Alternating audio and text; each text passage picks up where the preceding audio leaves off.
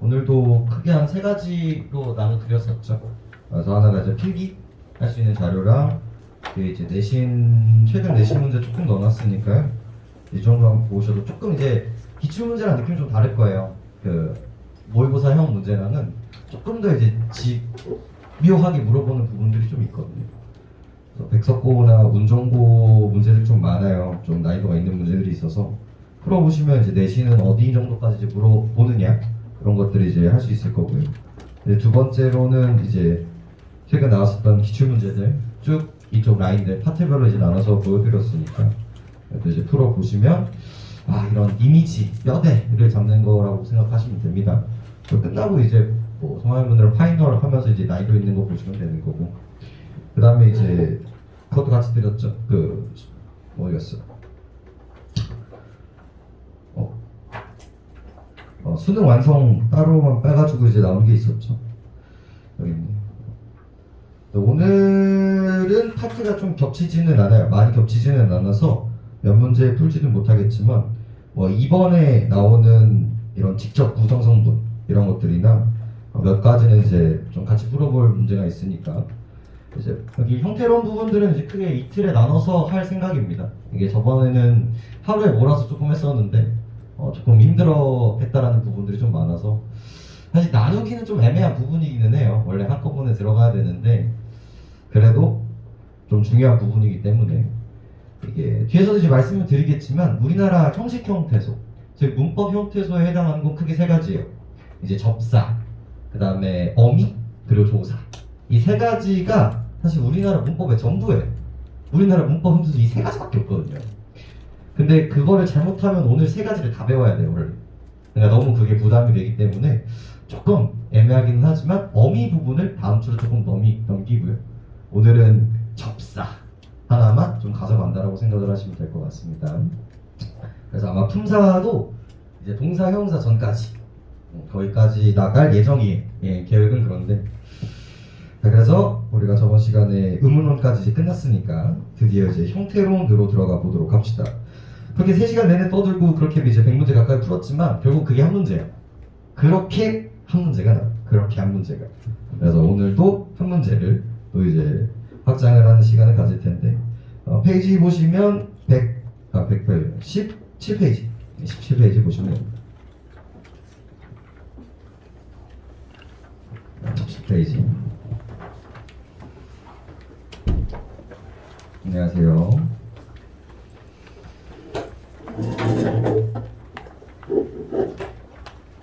흰색이 없어? 올라오시다. 안녕하세요. 아침 오늘 힘들지? 이 이미지가 너무 중요해요. 우리가 저번 주까지 열심히 떠들었던 게 그리고 어디까지 이야기였다면 절의 이야기였다면, 그리고 여기까지는 형식의 문제가 아니에요. 글자의 얘기가 아니고 뜻의 얘기가 아니라 소리의 영역이었다라는 게 되게 중요해요. 우리가 이제 조아라고 이야기했을 때 히읗을 표기를 함에도 불구하고 우리가 탈락이라고 취급하는 이유는 다 소리의 영역이었기 때문인 거예요. 근데 이제 드디어 이제 뭐로 넘어가게 되는 거예요? 여기서부터 형태소가 등장하게 되죠. 그리고 이 형태소가 모여서 단어가 만들어지게 됩니다. 이 파트를 우리는 이제 문법적으로 형태론이라고 부르게 되고요. 또 여기서도 이제 한 문제가 출제가 된다라고 보시면 됩니다. 그래서 어디서부터 시작을 하면 됩니까? 이 형태소부터 이제 시작을 하면 돼요. 자, 그럼 이제 형태소란 무엇일까? 이 형태소라는 것을 직접적으로 물어보는 문제들은요, 기출 문제들을 쭉 이제 히스토리를 보시면 알겠지만 2학년까지 나와요. 2학년까지. 그래서 3학년이 되면 형태소를 단독으로 물어보지는 않지만 이 형태소를 기반으로 이해를 하는 문제는 이제 출제가 되죠. 그래서 형태소는 크게 이제 두 가지로 나눌 수가 있어야 되는데 항상 이제 두 가지인 거예요. 항상 이제 정의와 종류. 크게 이 두 가지는 내가 문법적으로 갖고 간다라고 생각하시면 돼요. 예반대적으로 그렇게 된다고 보시면 되고. 자, 정의는 무엇이냐? 정의. 항상 이제 최소 단위가 붙죠. 조심하셔야 되는 게 뜻을 가지고 있는 최소 단위가 되죠. 내신 문제 볼 때 항상 뭐랑 조심하라고 했어요? 이 의문이랑 이제 조심을 하라고 말씀을 드렸었죠. 뜻을 구별하는 것과 뜻을 가지고 있는 것은 분명히 다르다라고 말씀을 드렸습니다. 그래서 뜻을 가지고 있는, 드디어 이제 뜻을 갖게 되는데, 이제 종류가 크게 두 가지로 나눌 수가 있어요. 이 두 가지가 이제 나뉘는데, 하나가 이제 그 실질, 뜻을 실질적인 뜻을 갖고 있느냐, 그리고 혼자 쓸 수 있느냐 없느냐, 즉 자립을 할 수 있느냐 없느냐, 이 두 가지로 나눠지게 되죠. 그래서 이거 두 가지를 구분하면 형태소는 이제 거의 끝이 나게 돼요. 그럼 실질부터 볼까요? 이 실질 형태소, 실질성을 가지고 이제 두 가지로 나누는 건 크게 이제 실질 형태소, 뭐예요? 형식 형태소로 우리가 나눌 수가 있어요. 그러니까 조심을 하셔야 되는 게, 형식이라고 해서 뜻이 없는 게 아니야. 이 형태소의 정의가 뭐였어? 뜻을 가지고 있는 것이었어. 그렇기 때문에 형식 형태소도 뜻이 없는 게 아니라 문법적 뜻을 가지고 있다는 게 포인트예요. 그래서 얘를 무슨 형태소라고도 이야기를 해요? 문법 형태소라고도 이야기를 해요. 그리고 이제 앞에서도 말씀을 드렸지만, 우리의 문법 문제들은 전부 다 여기서 나온다고 생각하시면 돼요. 조금 난이도가 있는 모든 문제들은 전부 다 여기서 등장한다고 생각을 하시면 됩니다. 그래서 교재는 17페이지죠. 교재 17페이지 한번 볼까요? 형태소라고 이야기를 했을 때, 일정한 뜻의 의미를 가진 가장 작은 말의 단위. 그래서 실질적인 의미와 문법적인 의미를 모두 포함한 개념이다 라고 이제 말씀을 드리고 있고요. 그렇죠? 그다음에 형태소의 종류로 들어갔을 때, 실질적 의미의 유무 때문에 이제 실질 형태소와 형식 형태소로 나누어진다라고 우리가 확인을 할 수가 있습니다. 뭐 조금 구체화를 드리면, 철수가 빵을 먹다, 이렇게 했을 때 이 철수와 빵과 이 먹은 이미지가 분명히 존재하죠. 철수라는 사람, 빵이라는 대상, 그리고 먹다라는 행위가 의미가 이제 분명히 존재를 하는데, 이 가해가 하고 있는 역할은 뭐예요? 이 문장에서 이 철수가 주어를 해당한다, 이 부분이 이제 등장을 하게 되는 거고, 얘는 이 자리가 목적어다, 그리고 얘는 이 문장은 뭐 했다? 종결이다 라는 문법적인 뜻을 갖고 있기 때문에, 여기 있는 부분들을 이제 실질 형태소라고 얘기를 하고, 여기 있는 부분들을 이제 형식 형태소라고 얘기를 하게 되는 거죠. 그래서 이 실질성과 형식성을 가지고 형태소를 두 가지를 나눌 수가 있는데, 조금 이제 좀 암기를 요구를 하면요, 이 부분에 우리나라 형식 형태소는 딱 세 개밖에 없어요. 딱 세 개. 체험 뒤에 붙어서 이렇게 얘가 주어인지 얘가 목적어인지를 결정지어주는 조사. 오늘 되게 중요하게 다뤄질 아이입니다. 그리고 먹다, 먹고, 먹으니처럼 이 어간 뒤에 꼬리처럼 붙어서 얘가 종결인지 얘가 연결인지 얘가 전성인지를 결정을 지켜주는 어미. 그리고 이제 오늘 또 배우는 파생어 부분에서, 그죠? 단어를 형성하는 데 있어서 실질적인 뜻을 갖고 있지는 않지만 뜻을 부여하거나, 그죠? 품사를 바꿔주거나, 꾸다에서 그게 동사였잖아. 얘가 뭐가 돼요? 이렇게 됐을 때 얘가 명사가 돼버리거든요. 이렇게 품사를 바꿔주는 역할을 하는 이 아이, 그죠? 그리고 먹다에서 이제 먹이다를 만들 때의 이 아이, 이 아이를 이제 뭐라고 부르냐? 접사라고 부르게 됩니다. 이 세 가지는 반드시 기억을 해주시는 게 좋습니다.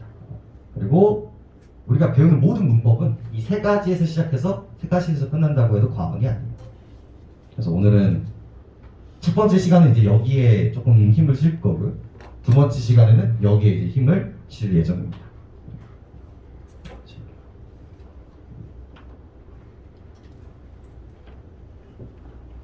됐죠?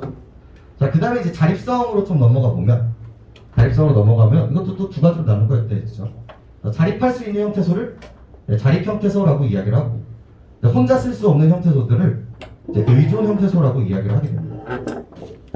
그래서 말 그대로 혼자 쓸 수 있는가 없는가라고 생각을 하시면 돼요. 네, 봐보세요. 혼자 쓸 수 있다라는 말은 이제 뭐라고 생각하시면 좋냐면, 양옆에 띄어쓰기가 가능한가 가능하지 않는가로 생각하시면 됩니다. 띄어쓰기가 가능하다, 가능하지 않다. 그래서 철수 새 옷이 있다 이렇게 있을 때 이 새는 분명히 양쪽으로 이제 띄었을 수가 있단 말이에요. 이렇게 양쪽으로 띄었을 수 있는 가능성이 있는 것들을 이제 혼자 쓸 수 있다라고 하고 뭐라고 한다? 자립성이 있다라고 이야기를 하는 거예요. 근데 얘 같은 경우는 어때요? 이 같은 경우 우리 옷도 혼자 이렇게 쓸 수 있잖아요. 옷 이런 식으로.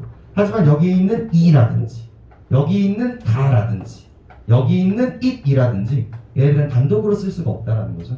이런 것들을 이제 의존 형태소라고 이야기를 하게 됩니다. 근데 여기서 이제 좀 말씀을 드리고 싶은 건 실질 형태소랑 실질성과 자립성 이 두 가지를 어지간하면 나눠서 생각하시는 게 좋아요.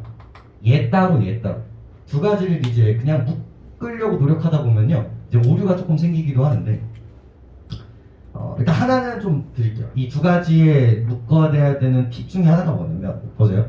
방향성도 되게 중요해요. 자, 형식 형태소는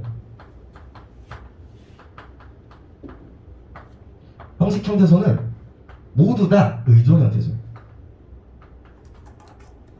이거는 참이에요.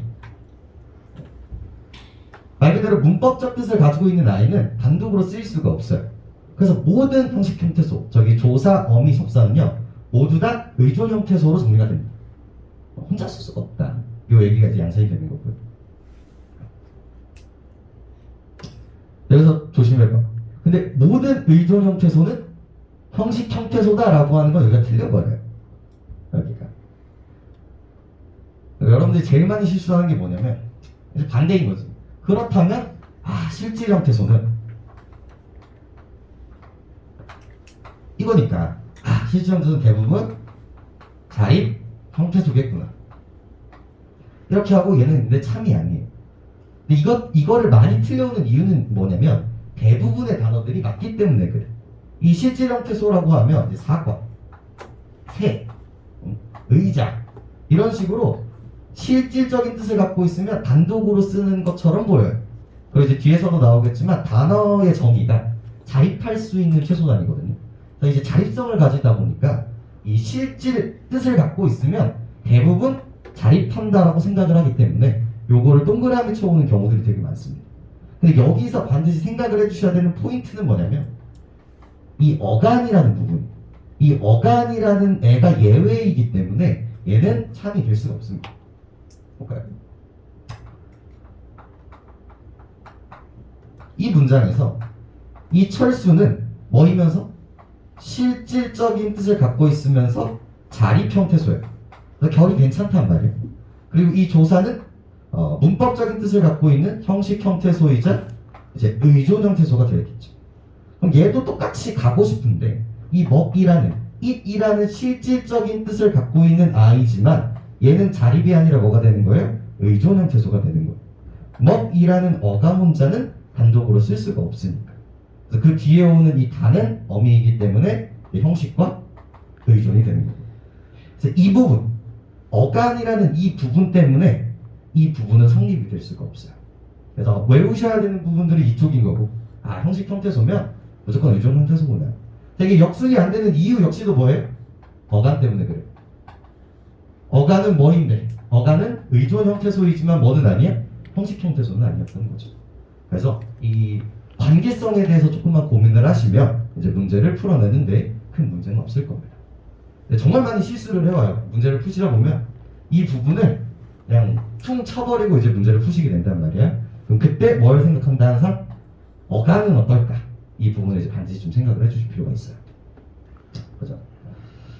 그렇게 되면 이제 형태소의 종류까지 우리가 조금 이야기를 했다라고 보시면 되는데, 우리 필기본 잠깐 볼까요? 필기본. 필기에서 필기의 첫 페이지. 이 형태까지는 얘기하고 할까요? 이 형태까지 좀 얘기하고 그 아래 연습을 좀 해볼 텐데, 이 형태라는 개념이 있죠. 이것도 잘 나오는 개념은 아닌데 내신에서는 종종 이제 등장하는 편이고 수능에서도 약간 줄글로서 충분히 이제 던져줄 수 있는 이야기이기는 해. 왜냐면 이게 환경에 따라서 모습이 달라지기 때문에 그렇고, 얘 같은 경우는 중세 국어 때 정말 많이 나와요. 중세국어를 적용하는 데 있어서 이 속성을 정말 많이 활용을 하는데 이 형태라는 건 뜻은 똑같아요. 뜻과 그다음에 역할이 하는 역할이 똑같아. 하지만 환경에 따라서 그 형태가 달라지는 모습을 보이는 것들을 이 형태라고 이야기를 합니다. 네, 예시 하나만 들어도 되게 쉽게 이야기를 할 수 있어요. 우리 주격조사 이가가 이 형태의 가장 대표적인 케이스예요. 철수 가 이거가 영식 이 두 가지의 차이라는 거죠. 여기 있는 가와 여기 있는 이는 똑같이 주어를 만들어주는 역할을 하기 때문에 그죠? 이 형태의 취급을 하는 거죠. 형태가 다름에도 불구하고 하는 역할이 똑같기 때문에. 근데 이런 이 형태의 문제가 나오면 고민을 하셔야 되는 부분들은 반드시 환경이에요. 반드시. 얘는 왜 가고 얘는 왜 이인지에 대한 이해가 이제 문제로 출제가 된다는 거죠. 얘가 가인 이유는 뭐예요? 앞에 있는 체형이 뭐로 끝났기 때문에 우라는 모음으로 끝났기 때문인 거고 종성으로 끝났기 때문인 거고 이 같은 경우는 앞에 있는 얘가 기역 즉 자음으로 끝났기 때문에 구분이 된다라는 이 환경을 물어보는 문제가 출제가 될 겁니다. 근데 이게 중세로 들어가면 환경에 따라서 현대와 중세가 다르단 말이야. 마지막 시간에 중세국어도 조금 하겠지만 옛날에는 이게 없었죠. 모음 뒤에는 이제 가가 오잖아. 옛날에는 이게 왔어요. 이게 혹은 이제 오지 않고 그리고 이게 중세의 양상들이죠. 그래서 그런 부분들 이 형태의 부분들은 환경을 고민한다. 그런 것들 조금 생각을 해주시면 될 것 같네요. 자 그럼 이제 형태소 연습 한번 해볼까요? 이게 정말 유명한 문장이에요.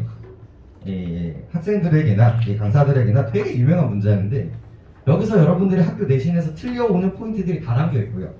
그리고 이제 기출 수능에서도 이렇게 직접적으로 묻지는 않지만 여러분들이 틀려오는 이유 중에 하나들이 다 숨어져 있는 문장입니다. 지금 이거를 꼼꼼하게 하나하나 형태소 분석을 한번 해볼게요.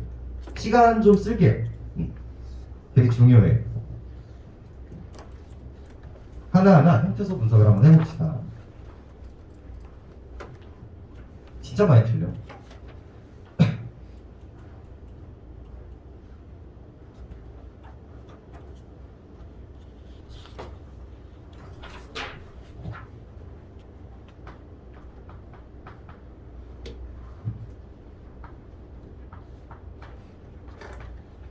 형태소에 해당하는 형태소들 다 찢어보시고 그 형태소가 뭐에 해당하는지까지도 조금 적어보면서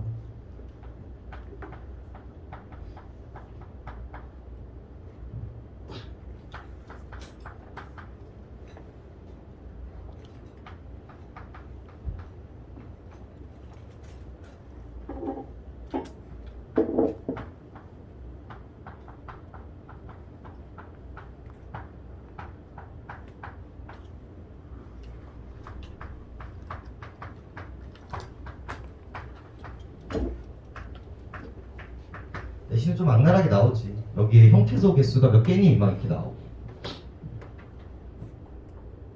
실질의 형태소 개수는 몇 개고 형식의 개수는 몇 개니 이런 식으로 이제 좀 지옥처럼 나오지.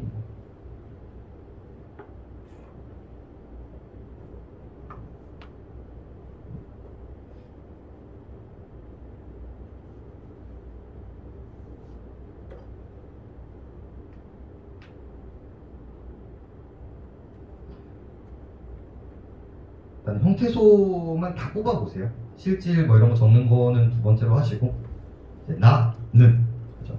모기, 에게 이런 식으로 분석을 하는 걸 우선순위로 좀 해보시죠.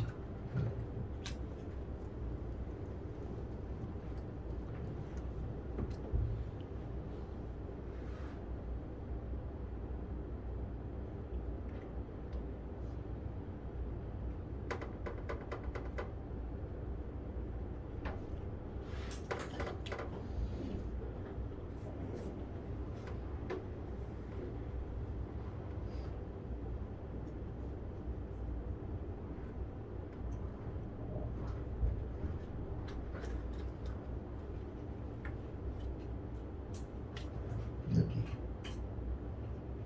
그다음에 여기 거기도 틀렸고 여기도 틀렸어. 여기도 틀렸어. 형태소로 나누는 거니까. 제가 원하는 부분 세 군데는 전부 다 틀리셨어요. 거기가 원래 그래. 여기가 3학년이 되면, 그러니까 좀 더 이제 학년이 더 지나가면 기억이 안 나, 얘네들이. 그래서 모의고사 보면 다 틀려. 어렵지.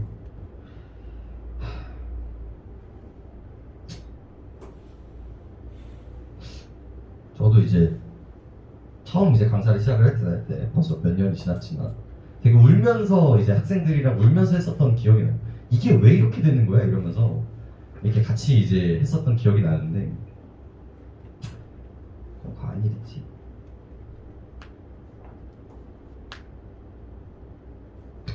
그리고 여러분들 지금 하는 사고방식, 그 사고방식도 수능에서 되게 요구하는 포인트이기도 해요. 1분만 더 드릴게요. 마무리를 해봅시다.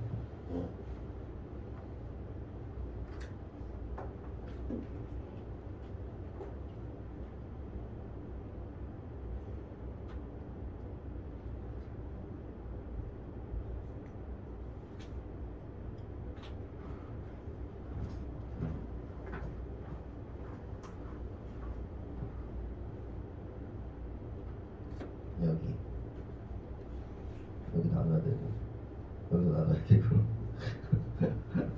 볼게요. 보겠습니다. 그래서 이쪽 부분들은 틀리지 않죠. 여기에 있는 나는, 그죠? 여기는 이제 나와 이제 는으로 나눠서 얘는 이제 체온, 얘는 이제 명사고, 그죠? 여기는 체온이고 여기는 이제 조사가 된단 말이에요. 그래서 얘랑 얘 같은 경우는 나누는 거 그렇게 어렵지가 않아요. 얘네 같은 경우는 체온 플러스 조사의 구조들은. 근데 이제 처음으로 걸리는 부분이 뭐냐면 바로 이쪽이에요. 이쪽. 자, 오늘 제일 중요한 얘기. 오늘 중요한 얘기. 활용이 되어 있는 부분들은 반드시 뭐예요? 원형으로 돌려서 파악할 것이 반드시 중요해요. 어떤 문법 문제든 용언의 활용이 나오는 포인트들은 반드시 원형으로 돌릴 거예요. 이거를 수능에서 여러분들 되게 요구를 많이 해요. 이게 추론 능력이라고 생각을 하는 거예요. 얘의 원형이 뭐고 다른 단어의 활용 양상과 비교했을 때 사고를 할 수 있는가 없는가를 보는 거고요. 실질적으로 그 증거는 여러분 오늘 드리는 그 기출 문제들이 괜히 그냥 드리는 게 아니라 이 파트가 정말 역사적으로 많이 나왔구나를 느낄 수가 있어요. 보시면 조사 개 많고요. 용어의 활용 개 많아요. 그 단어를 요구하는 문제들은 생각보다 그렇게 많지가 않아요. 그래서 그 문제를 푸시다 보면 뭐가 중요한지를 조금 더 확인할 수 있을 텐데 얘를 어떻게 바꿔놔야 돼? 물다로 바꿔놔야 돼. 물다가 이제 원형이란 말이야. 그럼 얘를 물리다 플러스 어서까지 했으면 잘했어. 근데 문제는 여기서 끝나면 돼요? 안 돼요? 안 돼요. 얘 뭐를 따야 돼? 활용을 따야 돼. 그래서 얘가 뭐가 되는 거야? 물 플러스 리 플러스 어서까지도 이렇게 갈 수 있어야 된다는 거죠. 그래서 얘는 형태소 분석을 하면 3개가 나와요. 얘가. 그래서 얘는 실질 형태소고 의존 형태소예요. 자, 그럼 얘는 뭐라고 하는 나일까? 얘는 문법적으로 뭐라고 하는 나일까? 얘는 접사라고 하는 나이에요. 그래서 형식 형태소이자 의존 형태소가 되는 거고 얘는 뭐예요? 연결을 해주죠. 그래서 연결엄이라고 할 텐데 얘가 형식 형태소고 얘도 의존 형태소가 됩니다. 그래서 전 뭘 보고 싶었을까? 여기 부분을 보고 싶었어요. 그래서 내가 이 부분을 반응을 했는지 안 했는지 한번 보시고요. 네, 우는 역시도 이제 형태소 분석을 하면 원형이 뭐예요? 물다에다가 이제 는 붙였구나 정도라고 보시면 되겠고 얘 같은 경우는 이제 리을 탈락 정도로 이제 생각을 해주시면 되겠고요. 아이에게도 그렇게 어렵지 않으니까요. 넘어갈게요. 자, 여기도 두 번째 포인트. 여기서 정말 많이 들려오죠. 선생님, 그 친구들은 항상 이렇게 나눠요. 걱정이랑 스러움이랑. 그래서 이제 틀려오는 거야. 되게 어색한 단어가 있어요. 이 스러라는 애를 어떻게 처리했을까의 문제인 거야. 얘는 걱정이라는 명사가 이제 원형이고요. 여기에다가 뭐가 붙은 거예요? 스럽이라는 접사가 붙은 거야. 그리고 뒤에다가 뭐가 붙은 거야? 니은이 붙은 거지. 이렇게. 어미가 붙은 거야. 자, 그럼 얘의 정체는 뭘까라는 문제. 얘는 명사잖아. 얘는 명사. 그럼 얘는 뭘까에 대한 문제예요. 자, 명사였던 걱정이 걱정스럽 뭐가 된 거야? 다가 된 거지. 형용사가 돼버린 거야. 품사를 바꿔주는 역할을 하는 건 누구예요? 뒤에서 달 건데 접사라고 하는 아이인 거예요. 그리고 얘는 얼굴을 꾸며주는 전성 어미가 만들어지는 거예요. 그래서 뭘 요구하고 있어요? 접사, 어미 구분하는 문제들이 이제 주제가 되고 있는 거죠. 얘도 그래서 세 개로 나눠요. 얘도.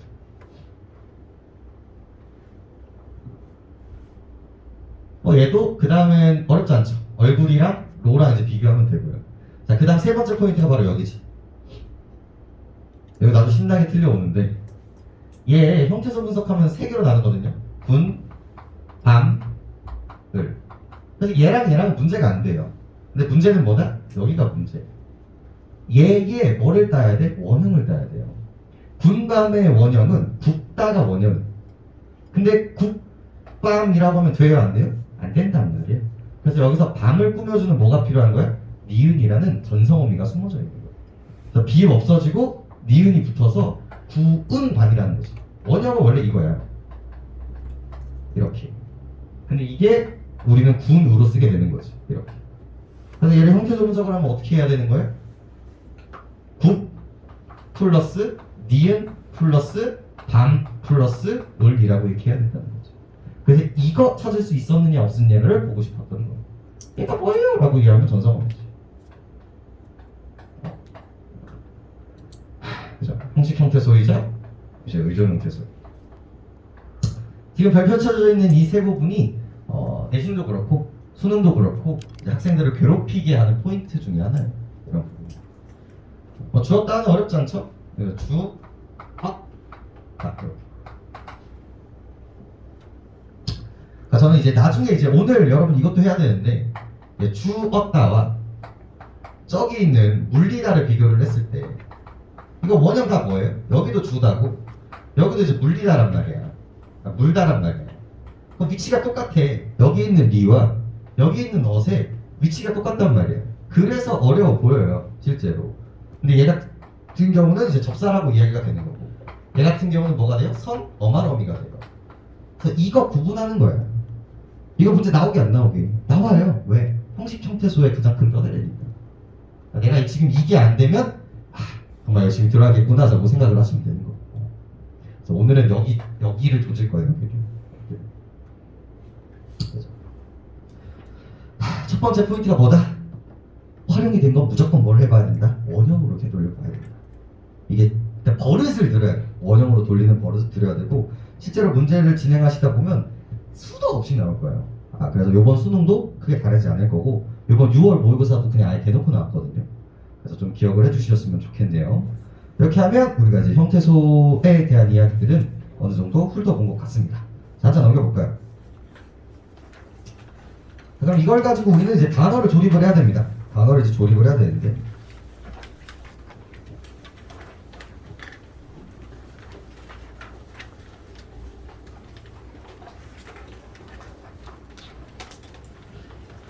그럼 우리가 이렇게 봤어.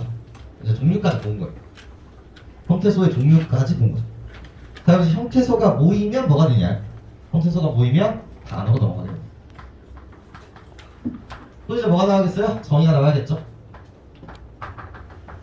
단어는 형태소가 하나 이상 모였어요. 그러다 보니까 뜻을 가지고 있다는 건 공통적인 전제 조건이에요. 뜻을 가지고 있다는 건. 근데 차이점이 뭐냐면 가장 중요한 키워드죠. 자립할 수 있는 최소단.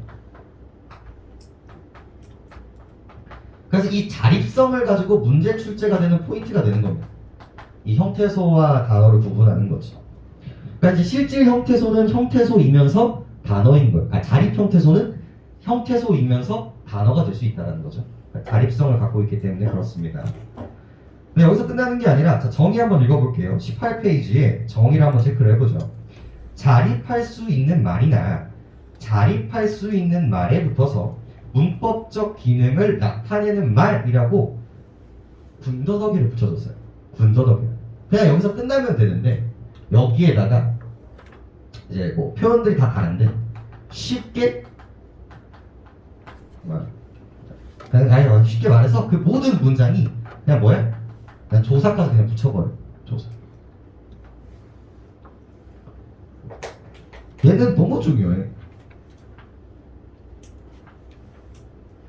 자, 첫 번째, 얘는 무슨 형태소다? 문법 형태소다. 그냥 나와요. 그래서. 그리고 두 번째, 얘는 뭐예요? 예외예요. 문제를 출제하는 방식은 되게 다양하지만 가장 선호하는 패턴 중에 하나는요.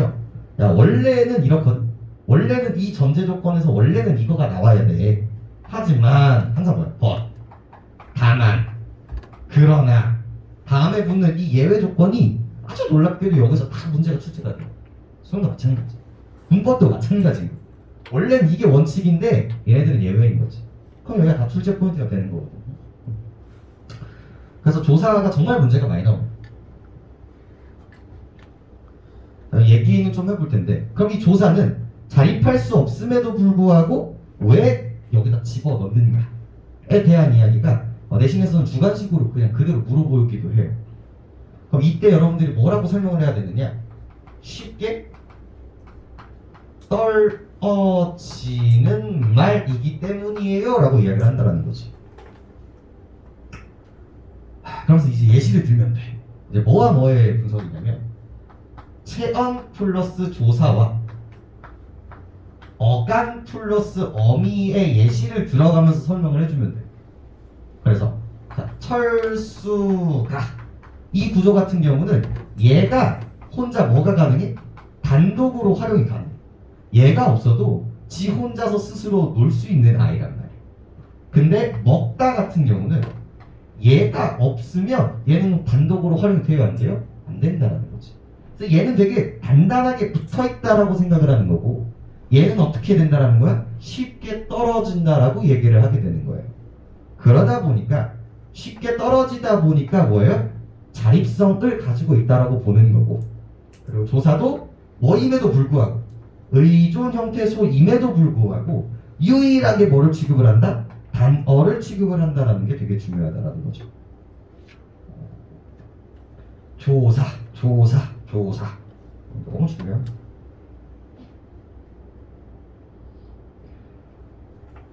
그래서 단어는 흔히 문장에서 자립할 수 있는 가장 작은 단위로 정의를 하고요. 단어는 하나 이상의 형태소로 구성이 되며 하나의 단어는 항상 붙였어야 함. 그리고 조사는 자립성이 없으나 그렇죠? 선행하는 체험과 쉽게 분리할 수 있기 때문에 단어로 인정하게 됩니다. 라는 구조가 갖고 가셔야 되는 정보가 되겠네요. 이렇게 보시면 됩니다. 조사는 뒤에 품사할 때 되게 빡세게 할 거예요. 일단 두시고 정의만 좀 갖고 가볼게요. 자, 그래서 이제 정의까지 봤어. 정의까지 봤으면 이제 뭘 봐야 되냐? 이제 종류를 봐야 되는데 종류 전에 뭐부터 봐야 되냐면 형성부터 봐야 돼. 와, 그리고 여기도 그냥 거의 별 5개. 단독으로도 문제가 되게 출제가 많이 됐고요. 그리고 알고 모르고의 문제, 그러니까 이해하고 안 하고의 문제가 아니라 알고 모르고의 문제였고요. 그리고 시간 단축에 되게 많은 차이가 나오는 부분이기도 했었거든요. 그래서 지금부터 떠드는 모든 정보들은요, 암기의 포인트로. 이제 문제를 보여드리겠지만 정보 줘. 줄글로 이만큼 줘요. 이만큼 한 바닥을 줘요. 근데 그거 읽고 있으면 안 돼요. 이미 내가 갖고 있었어야 되는 정보구나라는 걸 조금 경험하는 그런 게 됐었으면 좋겠는데, 자 볼게. 자, 이 형성 부분, 단어의 형성이에요. 우리가 지금 논하는 부분은 형태소와 단어의 부분이고, 단어의 뭐라고 하는 부분이에요? 형성. 이 단어를 어떻게 만드는가의 문제. 이걸 강조하는 이유는 엄청나게 헷갈리는 부분들이 같이 여기와 연동되기 때문에 그래요. 자, 우리가 하는 부분은 뭐다? 단어의 형성의 부분이다. 자, 그럼 여기를 파생해보죠. 이 부분에서 나와야 되는 부분이 뭐냐면 크게 두 가지죠. 단일어와 복합어로 우리가 구분을 할 수가 있어요. 단일어와 복합어. 이 두 가지를 구분짓는 기준은 형태소의 개수예요. 단일어는 몇 개고? 한 개고. 복합어는 2개 이상이기 때문에 이제 복합어라고 이야기를 하게 되는 거죠. 어렵지 않아요. 사과, 이건 이제 단일어고, 사과 나무는 복합어라는 거지. 근데 문제는 이 복합어를 두 가지로 이제 나눕니다. 이렇게. 복합어를 이제 두 개로 나누게 되는데, 하나가 그 유명한 합성어, 또 하나가 그 유명한 파생어라는 아이가 등장하게 됩니다. 자, 합성어의 정의는요, 단어와 단어가 만날 때 어근과 어근이 만나는 단어를 말하고요. 자, 파생어는요, 어근과 접사가 만나서 단어를 이룰 때 파생어라고 이야기를 합니다. 자, 그럼 우리가 이 부분을 이해하기 위해서 필요한 개념이 바로 뭐예요? 바로 어근과 접사라는 개념이고요. 자, 다시 한번 강조드리지만 이 어근과 접사라는 이야기는 어디서 나오는 거다? 단어의 형성에서 나오는 거예요. 그래서 우리는 이제 어근과 접사에 대해서 좀 이야기를 해봐야 됩니다. 좀 이미지만 좀 먼저 알려드리면 이 합성어 같은 경우는 어떤 거예요? 사과, 나무 같은 게 이제 대표적인 합성어죠.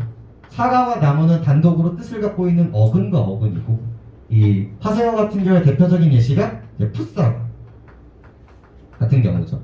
얘가 이제 어근이고, 이 풋이 사과를 이제 뜻을 제안해주는 접사의 역할을 하고 있기 때문에 얘를 이제 대표적인 파생어라고 이야기를 하게 되는 거죠. 이미지는 이래요. 이제 조금 더 디테일하게 한번 들어가 보도록 하죠. 자, 그래서 이제 어근, 첫 번째 어근 이렇게 등장을 하는데, 하나의 단어에서 실질적인 의미를 나타내는 중심 부분이라고 이야기를 합니다. 개념 자체도 단어의 뿌리 부분, 근본 부분이라고 생각을 하시면 돼요. 그래서 먹다의 먹, 그죠?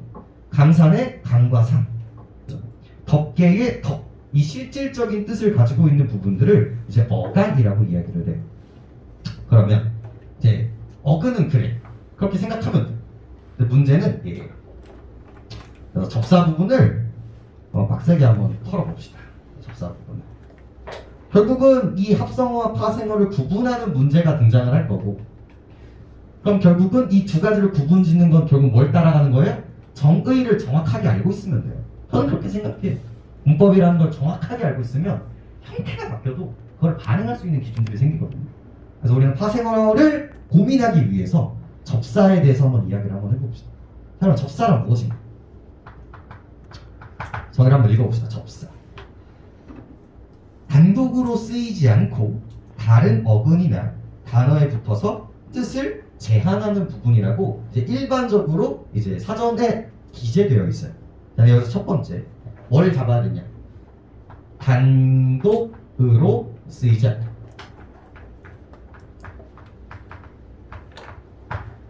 얘가 시사하는 바가 되게 커요. 얘는 뭐라는 거예요? 얘는 형식 형태소라는 거예요.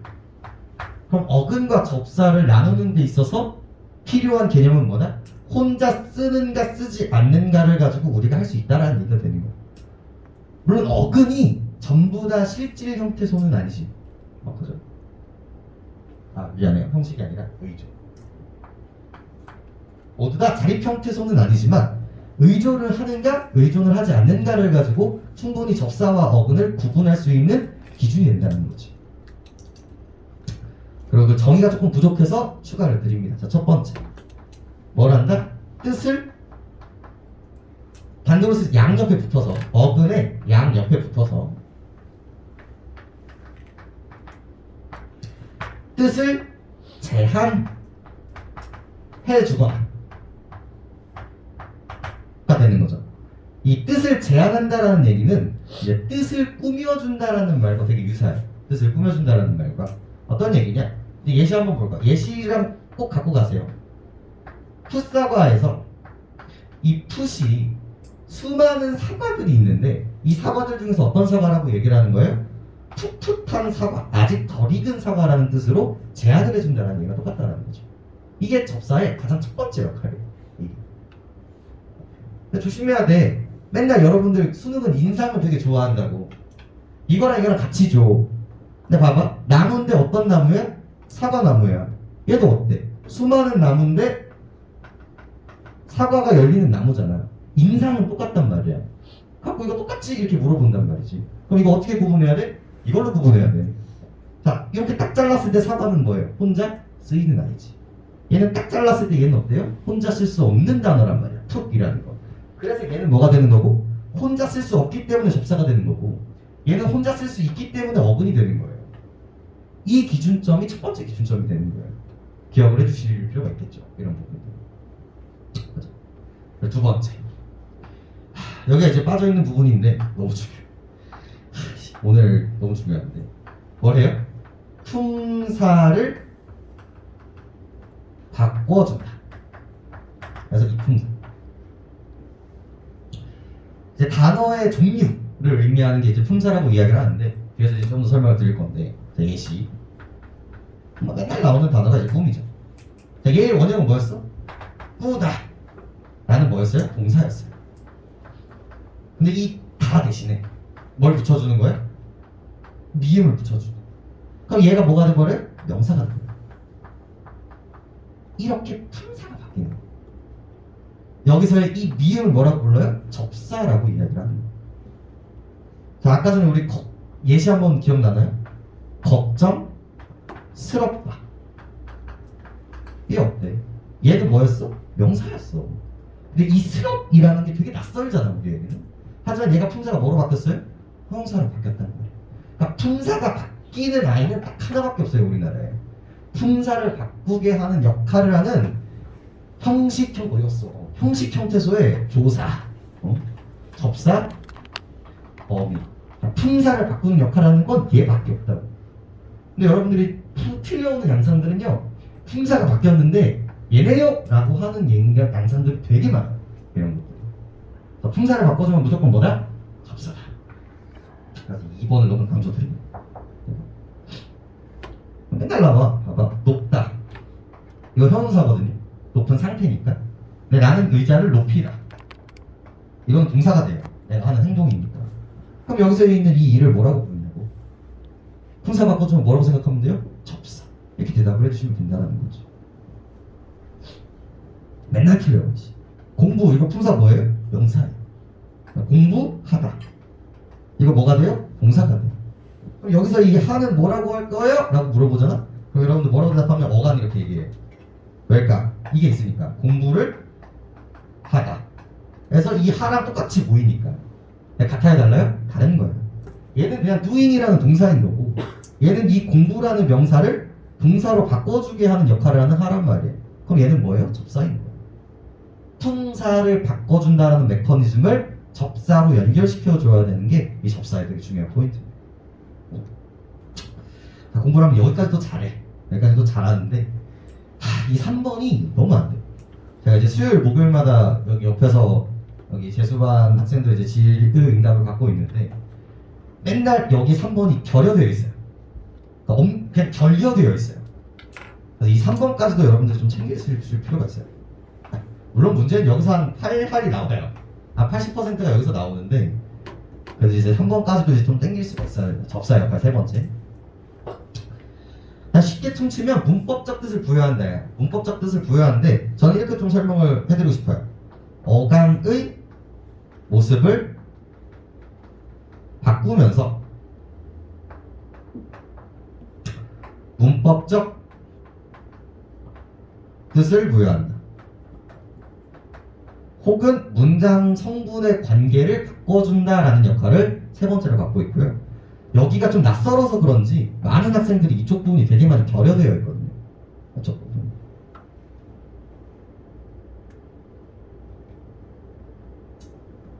EX 바로 먹이다 보이죠. 먹이다. 봐봐. 보세요. 원래 먹다라는 단어는 나는 빵을 먹다. 이 먹다라는 서술어는 이 주어와 이 목적어를 필요로 하는 두 자리의 서술어예요. 더 필요로 하지 않는단 말이야. 근데 얘가 뭐로 바뀌는 순간? 먹이다라고 바뀌는 순간 나는 빵을 해서 얘는 문장의 성립이 안 돼. 반드시 이제 뭐가 필요한 거야? 먹이다라는 대상이 필요하게 되는 거예요. 그래서 필수적 부사어인 친구에게가 반드시 필요로 하게 해. 이게 다음 주에 다 하게 되는 얘기들일 텐데 지금 여기서 이 문장 성분을 필요로 하게 하는 차이점은 뭐예요? 바로 이 때문이라는 거지. 바로 이 때문. 그래서 이 이는 얘의 역할이 뭐니? 라고 하면 문장 성분을 바꿔주는 거예요. 그리고 피동사동을 부여하게 된다라고 볼 수가 있겠죠. 그죠? 그럼 얘의 정체가 뭐예요? 물어보면 뭐라고 한다? 접사라고 한다라는 거죠. 자, 근데 이 부분을 따야 돼. 어간의 모습을 바꿔주면서 어간을 먹다, 먹고, 먹이는 이렇게 해서 변하지 않는 부분이 이제 어간이잖아. 근데 얘가 뭐가 되는 순간? 먹이다가 되는 순간 먹이고 먹이는이 돼버린단 말이에요. 그럼 변하지 않는 부분은 어디까지인 거예요? 먹이까지가 되는 거예요. 그래서 어간의 모습도 바꿔주면서 이 문법적인 뜻을 부여하는 존재가 이 이라는 접사의 존재인 거예요. 지금 이 세 가지 전부 다 문제로 출제가 됐어요. 수능 6월, 9월 모의고사에 전부 다 출제가 됐어요. 전부 다. 그리고 난이도가 높은 문제들에서 여지없이 등장하는 부분들은 전부 다 여기. 전부. 아까 말씀드렸죠? 형식, 형태, 소호를 배우는 게 전부라고. 그래서 그 중에 하나인 접사를 배우는 거예요. 접사. 통째로 다 기억을 해두세요. 통째로. 통째로입니다. 통째로.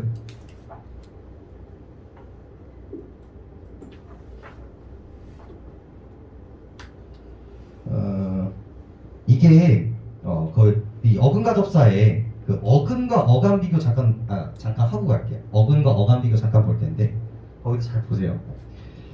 우리 필기 부분에 거기 그 필기에 어간과 어근의 차이라고 해서 먹이다와 먹었다가 있거든요. 페이지 2페이지 한번 볼까요? 필기의 2페이지.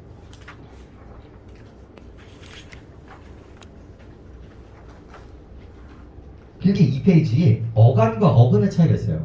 그거 한번 해볼게요. 먹이다와 먹었다의 어간 어미 분석과 어근 접사의 분석을 지금 한번 해보세요. 그 경험이 엄청나게 중요하게 될 겁니다.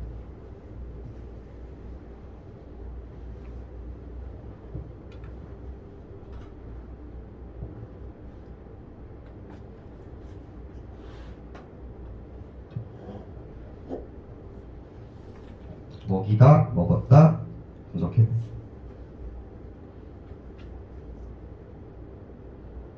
여기 납득시키는 게 제일 오래 걸려요. 처음 문법을 배우시는 분들한테 여기를 납득시키는 게 제일 오래 걸리는 부분인데. 그렇지.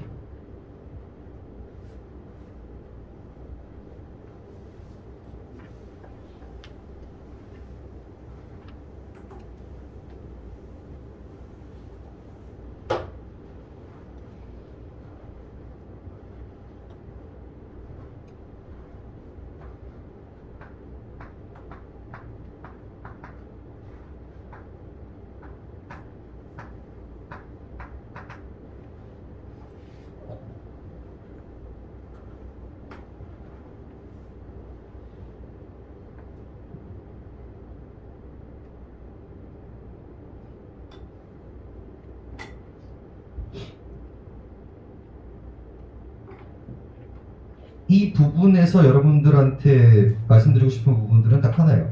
어간과 어미랑 어근과 접사는 다른 거라는 거예요. 물어보는 레벨이 달라요. 어간과 어미를 물어본다는 건 용언의 활용을 물어보는 거예요. 먹다, 먹고, 먹으니, 먹으니까 해서 변하지 않는 부분과 변하는 부분을 물어보는 게 어간과 어미예요.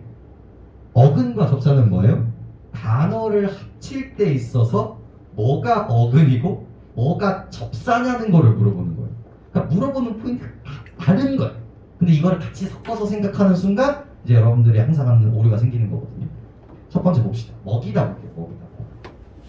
이거를 어근과 접사의 계열로 고민을 하게 된다면 얘의 어근은 먹이에요. 끝이에요. 실질적인 뜻을 갖고 있는 건 먹뿐이니까. 그리고 뭐만 하면 돼요? 접사는 2만 하면 돼요. 얘는 아까 전에 3번에 해당하는 부분이겠지. 어간을 바꿔주면서 뜻을 부여해주는. 선생님 그럼 다는 어떻게 하나요? 얘기하지 않는 거예요. 얘는 어근과 접사에 논하는 거지 다는 여기에 허용 범위가 아니기 때문에 그냥 먹이에서 끝나는 부분이. 그리고 이 먹이다는 그러면 단어가 뭐야? 파생어인 거예요. 파생어. 어근이 하나고 접사가 하나가 있으니까. 그죠? 근데 이제 어간과 어미의 문제에서는 뭐예요? 먹이다, 먹이고, 먹이는 먹이니까예요. 그럼 변하지 않는 부분은 뭐예요? 먹이까지가 이제 어간이 되는 거고 다가 어미가 된다는 거지. 자, 먹었다는 어때요? 먹었다. 자, 이게 어근이 뭐예요? 먹이에요. 먹. 실질적인 부분은 먹이니까. 그럼 엇다는 쓰면 돼요, 안 돼요? 안 돼요. 왜? 엇도 접사가 아니고요. 다도 접사가 아니에요. 해당하는 부분이 하나도 없어요. 뜻을 제한하지도 않고 품사를 바꿔주기도 않고 어간을 바뀌어주지도 않는 거예요. 난해하지. 왜냐면 자리가 똑같거든. 여기랑 여기랑. 선생님 이런 걸 어떻게 구분하나요? 그러면 얘의 정의를 기반으로 알고 있는 얘가 있어야 되는 거야. 이 엇은 뭐라고 하는 아이일까요? 선어말엄이라고 하는 아이예요. 어말엄이 앞에 온다고 해서 선어말엄이라고 얘기를 하는데 선어말엄의 정의는 딱 두 개밖에 없어요. 우리나라에서 딱 두 개밖에 안 해요. 시제와 높임에서만 사용을 해요. 먹었다에서의 먹겠다에서의 미래를 나타내는 get, 주다 아니고 주시다 했을 때의 시, 딱 얘밖에 없어요. 그럼 이 정의를 기반으로 봤을 때 얘는 과거를 나타내기 때문에 어미구나라는 걸 우리가 쳐낼 수 있단 말이에요. 그럼 여기서 먹을 쓰는 거고, 어간어미의 관계는 뭐예요? 먹이 어간이고 엇과 다가 이제 어미로 들어간다는 걸 알 수가 있는 거지. 요 레벨링에 따라서 구분 잘 하셔야 돼요. 그걸 보여드리기 위해서 이제 어간과 어근의 차이를 좀 보여드린 거고, 물어보는 포인트가 다르다. 그래서 문제를 푸시다 보면 지금 이 얘기들이 계속 떠오르게 되실 겁니다. 자, 그래서 3페이지 보시면 이제 파생어에 대한 이야기를 하고 있죠. 그래서 이 파생어에서 우리가 고민해야 하는 건 뭐고? 접사에 대한 고민이거든요. 물론 접사도 크게 두 가지로 나눌 줄 알아야 돼. 하나가 앞에 붙는다라고 해서 접두사라고 이해를 하게 되고요. 그리고 뒤에 붙는다라고 해서 접미사, 꼬리미자를 써서 미사로 이제 두 가지로 이제 나눠지게 됩니다. 이 부분을 굳이 이제 잡아드리는 이유는 한번 이 차이점에 대해서 언급이 됐기 때문에 그래. 두 가지 차이점은 뭐냐면 이 접두사 같은 경우는 1번밖에 못해요. 1번. 즉 뜻을 제한해주는 역할밖에 못해요. 근데 이 접미사 같은 경우는 뭐예요? 1번, 2번, 3번을 이제 다 하게 됩니다. 1번, 2번, 3번. 즉 품사를 바꿔주거나 이런 문법적 의미를 부여해주는 부분들은 이제 접미사에 한정된다는 걸 우리가 확인할 수 있죠. 좋은 비문학 문제가 나오는 거예요. 접두사를 통해서 품사를 바꿀 수 있다? 틀린 문제. 이런 식으로 문제가 출제가 된 적이 한 번 있어서 이 부분은 잡아드리고요. 자, 그다음에 3페이지 필기본 3페이지에 어근과 접사를 구분해보자 이쪽 라인 있죠. 전부 다 이제 파생어거든요. 여기 있는 파생어 부분의 접사 부분들을 우리가 한번 체크를 한번 해봅시다. 여기에 어디 부분이 접사일까?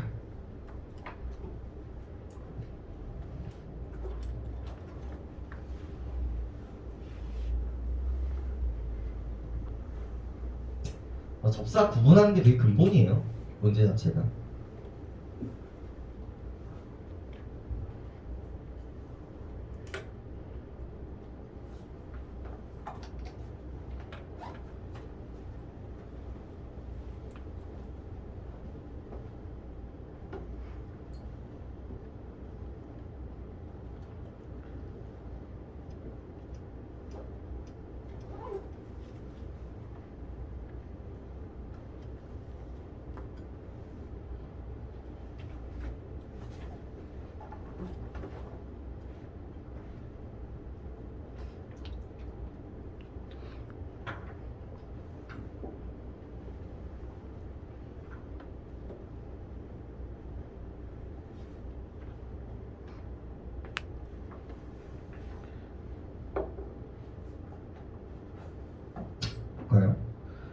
우리 군살의 군은 이제 굽다가 아니라 쓸데없는이라는 뜻이죠. 그래서 이제 군이 이제 접두사의 역할을 하게 되고요.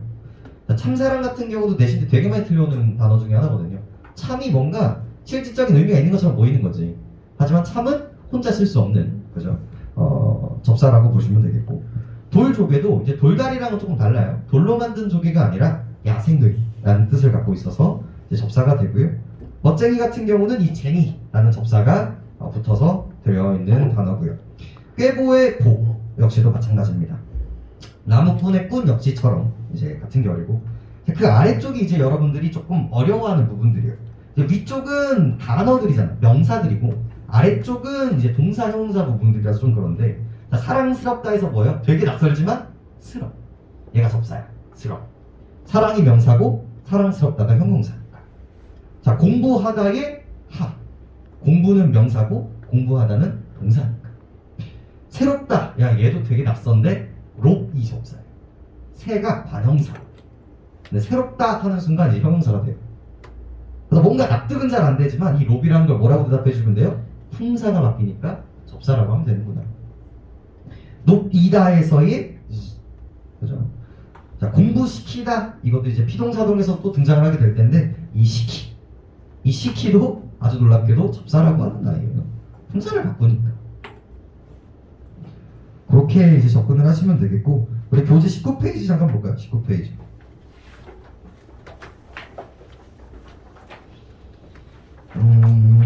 그래서 이제 항상 이제 문제를 갖고 오잖아. 질의응답 하려고 이제 문제를 이제 갖고 오시면 이제 분석을 해드리잖아요. 이 문제를 틀린 이유가 뭐냐. 그럼 결국은 이게 접사인지 몰라서 틀려온 거예요. 그래서 어지간하면 이 19페이지에 있는 접사 정도는 조금 암기를 하시는 거 좀 추천을 드려요. 이미지는 좀 갖고 있어야 돼, 이 정도는. 그래서 조금 더 추가를 드릴 거는 이제 나중에 이제 파생어와 합성어를 비교하는 문제들이 이제 문제가 출제가 될 텐데, 자, 군 옆에 군밤 적어봅시다. 군밤.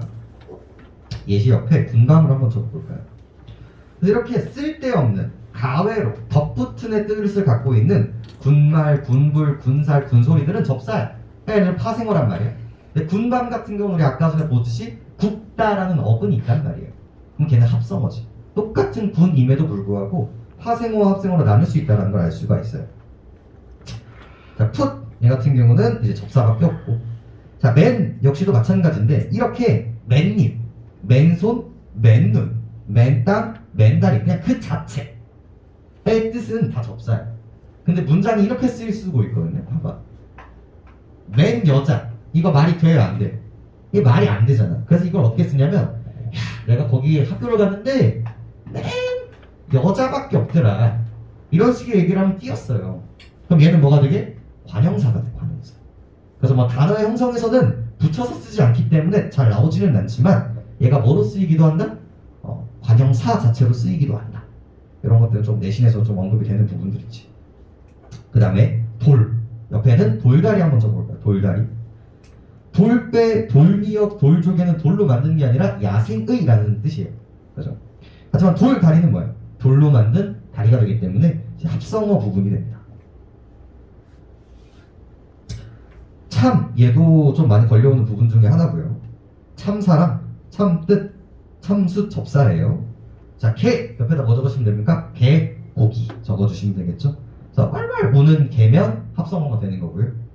이렇게 야생의 라는 뜻이 되면 이제 접사가 되게 됩니다. 그러니까 가끔 이런 학생들이 이제 등장을 해. 이제 개꿈. 이거 이제 합성어예요, 파생어예요? 이제 물어봤을 때 당당하게 뭐라고 쓴 거야? 합성어라고 얘기를 쓰는 거지. 아, 선생님 이게 개가 나오는 꿈이잖아요. 이렇게 해서 합성어라고 생각했습니다 라고 하는데 어림없어요. 이런 거는 이제 개꿈은 이제 뭐예요? 되게 의미 없는 꿈으로 들어가거든요. 이제 접사라고 이제 하셔야 되고, 헛도 마찬가지고, 덧 역시도. 그래서 잘 보시면 아시겠지만 이 파생어 부분의 품사가 변해요, 안 변해요? 다 변하지 않는다라는 걸 알 수가 있어요. 뒤에 있는 품사들이 전부 다 그대로 따라오고 있다라는 거 우리가 이제 확인을 할 수가 있겠고요. 2번 보시면 재미, 장이, 보, 스럽, 하 같은 이런 접미사 같은 계열들이 있죠. 보시면 이제 품사가 그대로 가는 경우도 있지. 멋은 명사고 멋쟁이도 명사니까. 하지만 이 복스럽다나 공부하다처럼 이제 품사를 바꿔주는 접사들도 있다는 걸 확인하시면서 정리를 하시면 되겠네요. 여기 정도는 이거 말고도 있지. 접사가 훨씬 더 많죠. 이거 정도는 조금 눈에 익혀두시길 바래요. 자, 그래서 원래 그 다음 통사적 합성어까지 원래 한 호흡이에요. 그래서 1시간 반 라인인데 잘하셨다가 그 다음도 너무 줍니다. 그리고 여기 이 파트에서 제일 많이 나오는 파트이기도 해요. 그래서 잠깐 쉬었다가 합성어로 한번 넘어가 보도록 합시다.